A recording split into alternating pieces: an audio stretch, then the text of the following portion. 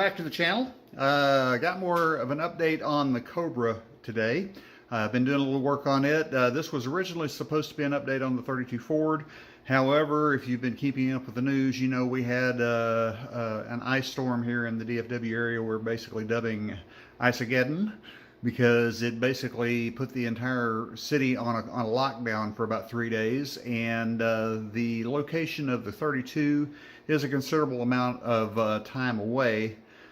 So I'm going to postpone my trip to there to work on that until next weekend when the roads are clearer and it's 70 degrees, because yes, it's 70 degrees within a few days of it being iced over, because welcome to Texas.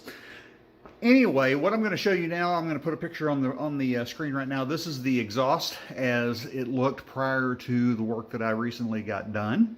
As you can see, it is custom, and a custom undercar exhaust that was hand built for the car by the folks at Hurricane Motorsports. And by the way, shout out to Jake. I appreciate all of the help on that. What I've done is, check it out. Okay, this is just put into place right now because I have the wrong gasket for the exhaust manifold to go onto the head. So, but as you can see, they have been ceramic coated. Got them ceramic coated by a local place here in Dallas. And as soon as I can remember the name of the place, I will put it on the liner notes down at the bottom of the screen so you can check them out. Because the cool thing about it is it once again shows the importance of shopping around. First of all, you'll see the guys did a wonderful job on it. They look outstanding.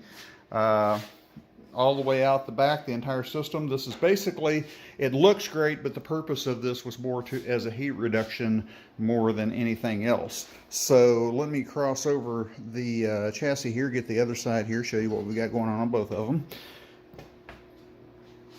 The importance of shopping around, though, as I was stating, is very simply put. The first couple of places I called gave me a quote that I thought was a little high. Pretty much, if you do an internet search or anything else for ceramic coating exhaust, the first place it'll take you is a place called Jet Hot, which is very well known, very good reputation. The closest location to me is in Oklahoma City, about 3.5 hours away. The price quote I got from them was, it was high. It was really high, so I decided to shop around a little bit more and found the place locally here. And again, I will put the name of the place down at the bottom of the screen, because as I'm shooting this, I can't remember the name of the place because brain damage, I'm in my 50s, you know how that is. But anyway, they quoted me a price that was half of what Jet Hot wanted. Literally half, actually a little bit less than half than what Jet Hot wanted. And they did a bang-up job, fantastic job, quick turnaround. I found out that they're the company that does most of the OEM and dealer ceramic coatings for the dealerships around Dallas. So very happy with the way that goes. What I'm going to do now is I'm going to pause the camera here, and I'm going to make a quick run to the parts store and see if I can order the necessary exhaust gasket, the header gasket that goes to the head, and see if we can get that finished. And in just a few moments, I'll show you what else I've done on the car. Well, back from the parts store, and as I feared, the bad news is, of course, they didn't have it in stock, the exhaust gaskets in stock, which I figured because it's an unusual part. Good news is they can have it for me in a couple of hours. I'm expecting a call a little later today to go and pick them up. Let me show you why the one that I have won't work. This is a stock Windsor engine. As you can see, the exhaust ports here, you have the 2 bolts on either side of the exhaust port. And that's the way 99% of them are. But this car that I've got has Dart Pro heads on it, Pro 1 series. And as you can see, it's got 2 sets of bolts, one on inside, one on outside. With the way this is particularly done, I'm not going to be able to use the inside holes. I need the outside, and of course a gasket matched up to the other style, the stock gasket, will not work. So I need a gasket that will have the outside holes on it. Felpro makes it. It's just that I didn't have one here, so I'm waiting on it to come in. So I've just got this mocked up temporarily right now to see what it's going to look like. You can see, though, very, very beautiful job. Let me get under here a little bit so you can see it. They did an outstanding job in the ceramic coating. Very happy. Also, what I've done is I've got the fuel tank mocked up. and bolted into place. These are insulators, which I'm going to put along the mounting rails here to keep it from squeaking. I'll take care of that here momentarily. But I've got my fuel line ready, and I just today got the necessary fittings, so I'm about ready to start bending fuel line, run it along this rail here, terminating just where that fuel pump is right there. And then I'll use a rubber hose the way they always do to go to a special fitting that I've gotten that's going to be a barb fitting to go to the input right here. Now you may ask me, why are you using a stock carbureted fuel pump on a car that has fuel injection? Well, quite simple.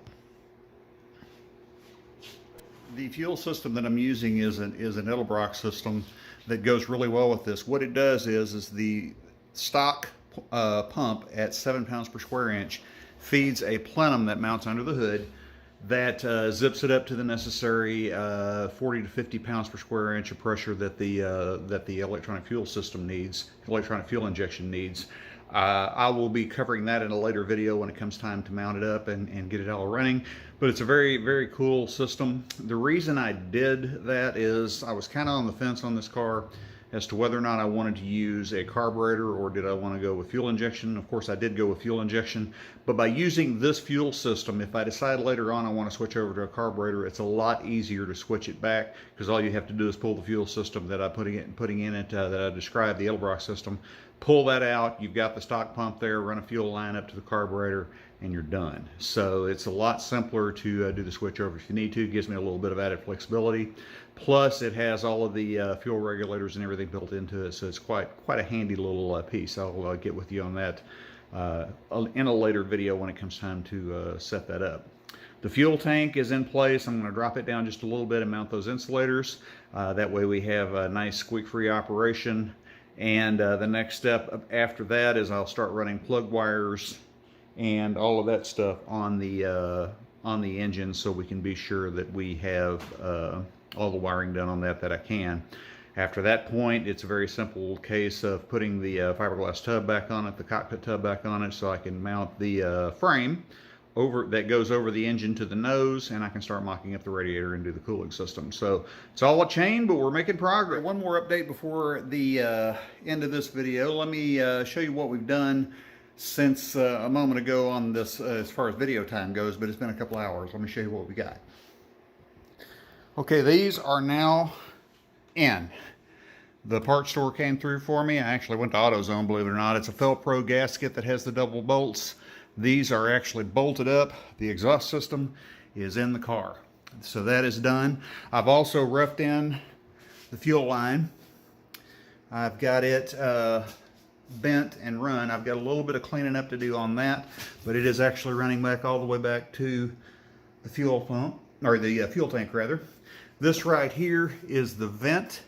Got to run that, and that right there is the return line, which I'm going to run the return line down the other side of the frame using braided rubber hose.